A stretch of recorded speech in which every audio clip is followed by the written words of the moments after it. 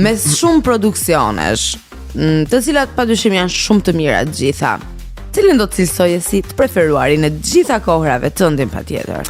Unë nuk kam ndonjë të preferuar, të them të vërtetën, po do të sugjeroja disa filma që mendoj që janë për të parë dhe duhen parë, duke nisur që nga i viti 2008, Le Silence de Lorna, Heshtja e Lornës. Heshtja e Lornës. Të fakt neve edhe disa prej këtyre filmave edhe i kemi sugjeruar te rubrika përpara se të fillonim intervistën dhe e kemi nisur pikërisht me Heshtjen e Lornës.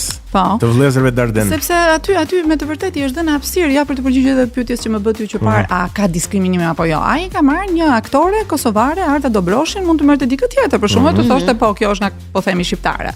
Ndërkohë që ka marrë me të vërtetë Arta Dobroshin, e cila flet frëngjisht, nuk e dia, ishte me stadion e ka mësuar vetëm për atë film. Okej. Unë nuk e kam patur akoma në podcastin tim, uroj ta kem një ditë, po ja, kjo është një thirrje e hapur. Kjo është një thirrje e hapur. Arta. Nëse na sheh. Gjithsesi dua të them që është një film që me të vërtetë sjell aty gjithë problematikat që mban gjithë kjo pjesa e emigracionit të në një farë mënyre shqiptar, ose po jo vetëm shqiptar, po gjithë ato problematikat që ka një njeri i cili do me patjetër të shkojë në një vend të huaj, në këtë rast ishte Belgjika, dhe që i duhet për shembull të bëjë një martesë fiktive, vetëm që të marrë këto letrat e për të jetuar në Belgjik. Pra, vëllezërit Darden kanë sjell tema që janë shumë aktuale, kanë trajtuar domethënë se emigracioni është tashmë një prej problematikave globale. Ka qenë, por absolutisht tani më shumë se kur, po dua të them edhe mënyra se si, domethënë dhe kjo ka qenë e vërtet, për të shkuar në një vend siç është Belgjika apo çfarë do lloj vendi tjetër evropian, ka patur shumë martesa të stisura. E vërtet është. Apo jo?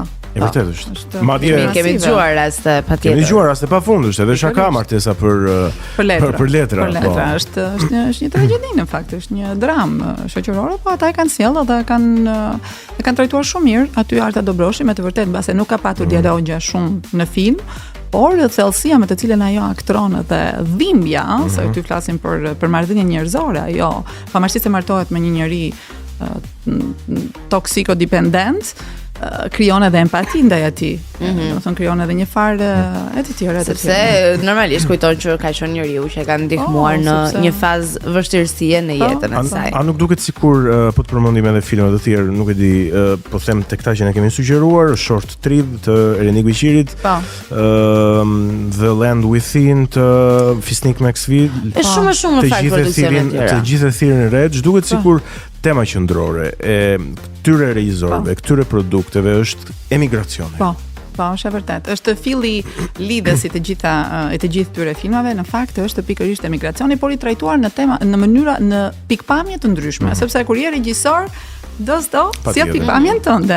Pastaj mund ta lësh të hapur interpretimin, po sjell pikpamjen tënde. Dhe për shembull në rastin e Erenik Beqirit, i cili ka sjell 2 filma me metrazh të shkurtër, The Van dhe A Short Trip, ai e trajton emigracionin nga këndvështrimi i tjetër. Për shembull, një djalë i cili do të marr baban e tij dhe të shkojë në Angli, babai që thotë jo, unë nuk dua të emigroj, shko ti, por që të bën këto dy luftimet që nuk janë shumë të zakonshme, nuk ndodhin në Shqipëri. Nuk është, po ai ka marr këtë. Ose për shembull A Short Trip që është marrëdhënia e një çifti, prapë edhe këtu kemi një grua që sakrifikohet në një martesë fiktive, dhe ndërkohë djali që premton që për 5 vjet unë do jem aty, do vi dhe ne do ribashkohemi. Dhe ai e lë të hapur interpretimin, ndodh kështu, kush i bën sakrificat në të vërtetë?